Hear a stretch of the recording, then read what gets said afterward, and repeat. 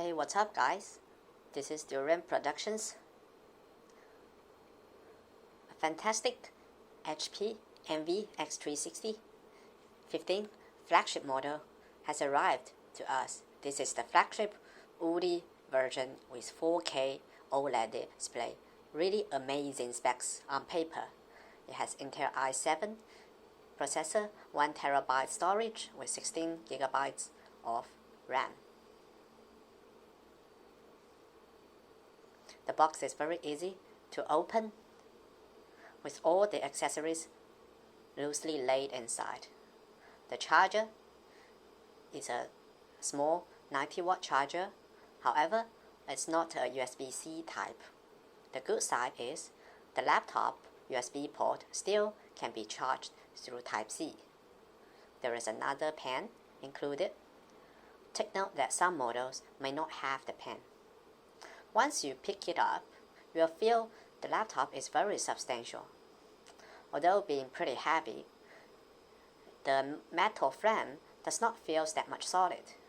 It feels like a $1,000 laptop rather than a $2,000 plus laptop. On top of that, you will have very beautiful HP logo and the black color. The woody feature is really a bonus once you turn the lid on. It does not feel like really wood surface. It feels as if some texture formed by woody paper. The OLED panel looks a bit grayish, very similar to the Samsung S4 or Samsung Galaxy Note 4, those old generation OLED screen using GFF technology rather than the latest technology. The B&O sound bar is a very extensive one, which should give you decent audio quality. There is another fingerprint sensor over there.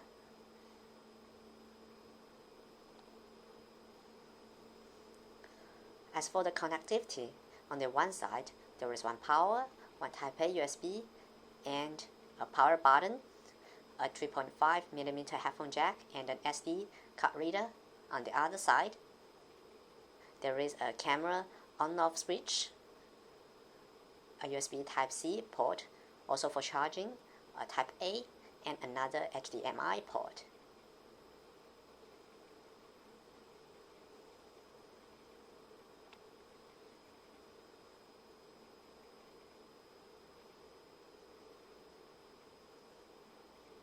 One of the key features of this type of convertibles is being able to rotate 360 degrees.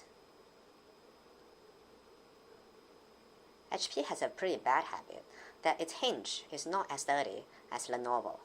Yoga series has very good hinges, but not really this HP one. Let alone this 15-inch model is too heavy and you almost are reluctant to convert it any time. We have already set up this laptop, and now after power on, it goes straight into the desktop without any hesitation. The keyboard is just on the average side. It's definitely not the top one, but pretty much usable. Sometimes you may be able to find the keys, sometimes you may not be able to find the keys due to the too small key cap. The bonus feature is the woody trackpad. It feels so smooth on hand, and I would like to say this is one of the best trackpad ever touched. Opening general applications such as Mail, Browser, Windows Explorer, Settings, and Music, Microsoft Store is, wow, really just so-so. It is not a fast one, but there is no any sluggish point when using this laptop. Let alone the speed, the screen quality is amazing. Once you turn it on, you will get impressed. Let's try to listen to London. Our next guest, all she was trying to do was catch a train in the London Tube, and now she is one of the hottest videos on internet. Here's why. Finish the lyrics. Tell me something, girl. Are you happy in this modern world?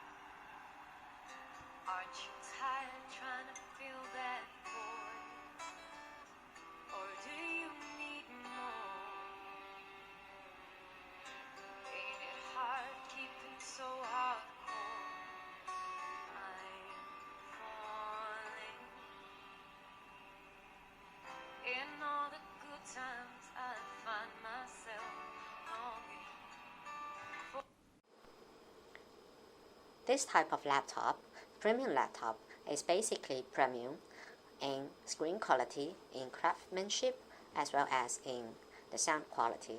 For the HP side, the screen and the sound quality really stands out.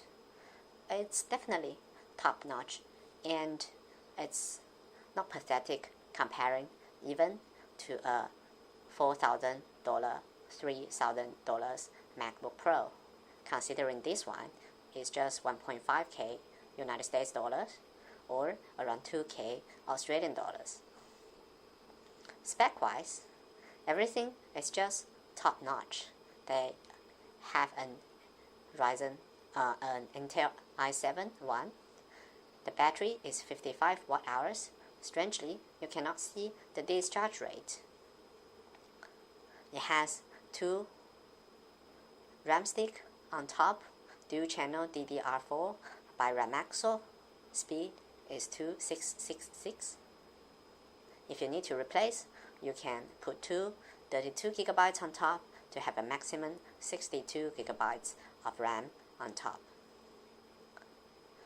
The graphic unit has an NVIDIA MX250 unit. The OLED screen is from Samsung, which is one of the best on market for laptop manufacturer. One of the downside is that the color is too bright, and Windows definitely does not have good collaboration file for it. The solid state drive is from Toshiba, the flagship model XG6 for OEM.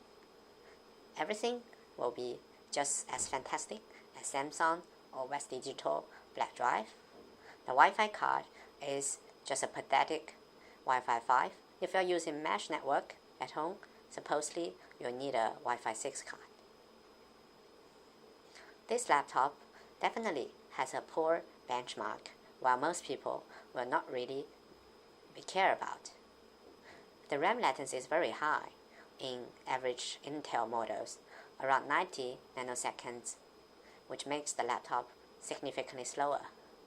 Also, is the Cinebench R15 CPU score, a 400 to 500 score, makes it one of the slowest i7 in the market right now. The OpenGL one is quite normal, 90 frames per second.